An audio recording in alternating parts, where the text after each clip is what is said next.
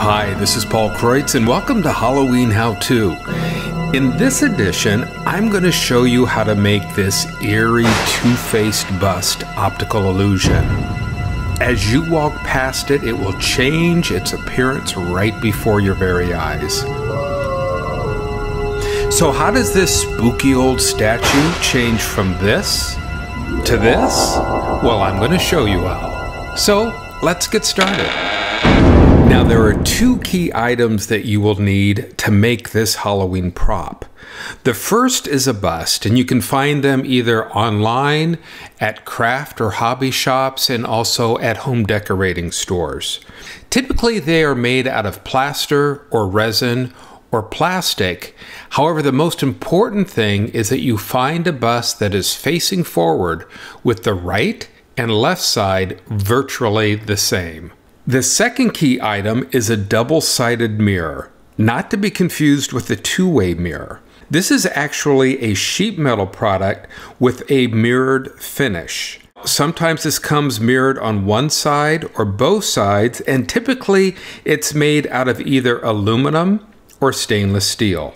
Now, what I'm using is an aluminum product that is mirrored on only one side. So I used two identical sized pieces and carefully laminated them together with the spray adhesive. The two pieces that I used are both 1/32 of an inch thick or 22 gauge. Now, you don't want to exceed 1/16 of an inch, also known as 16 gauge, because that front edge will be exposed. And the thinner the edge, the more invisible it's going to be. Now, this material is usually used in retail displays and in creating non-breakable mirrors. So to get your hands on it, you can probably check out glass and sheet metal shops, as well as a retail display manufacturer. Now, the size of the double-sided mirror material that you are going to need is directly related to the size of the bust that you use. So let's look at some dimensions. The sculpted bust that I am using is 17.5 inches high, and of that, the head portion is approximately 7 inches. The double-sided mirror is 10.5 inches wide by 19.5 inches high. I flushed up the base and the back of the bust with the mirrored material, and that leaves about 2 inches of mirror above the head and about 4 inches in front of the face, in order to have an effective optical illusion. Probably the trickiest part of creating this prop will be cutting the bust in half. Now, the cut needs to be very straight and accurate, so take your time. The bust that I used is plaster, so it is relatively soft and easy to cut, but it is also easily damaged.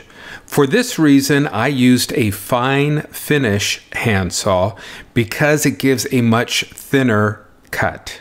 Also, give yourself a straight and accurate guideline to follow when cutting your bust.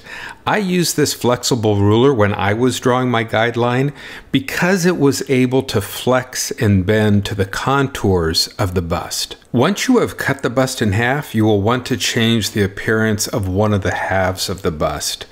Because plaster is non-combustible, I was able to use this bakeable clay directly on the plaster bust and resculpt the face. If bakeable clay is not an option, you can also use an epoxy clay.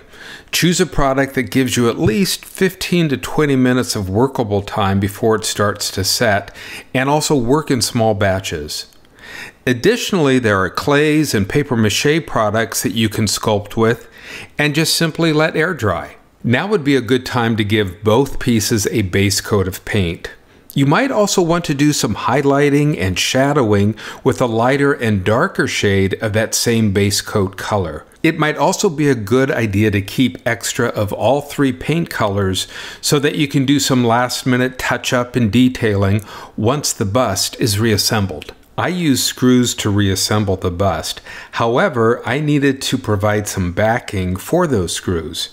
Because the bust is hollow, I was able to use 2 wood strips for backing. I pre-drilled them as well as the mirrored material and then screwed all 3 of them together, sandwiching the mirrored material in between the wood strips. I was then able to assemble the two halves, being careful not to tighten the screws too tight up against the plaster. Once the bust is reassembled, use spackle to do any repairs or touch-ups that you feel might need to be done. Once the spackle is dry, you can also do any touch-up painting using the leftover base, shadow, and highlight paint. If you're using this Halloween prop in a cemetery setting, creating a custom tombstone with a recessed niche works really well. If you're creating an indoor setting, a couple of identical objects carefully placed can help to enhance the optical illusion.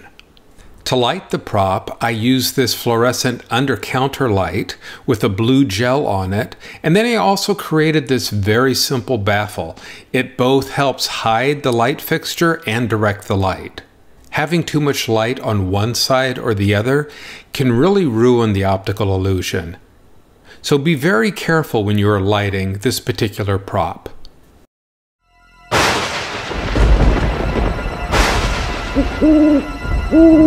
As you can see, this two-faced optical illusion Halloween prop is very effective, and I hope you have a lot of fun with it. Please subscribe if you have not already, and also take a look at Gardner and Wells, our ghostly animated web series. Thanks for watching, and happy Halloween. Ooh.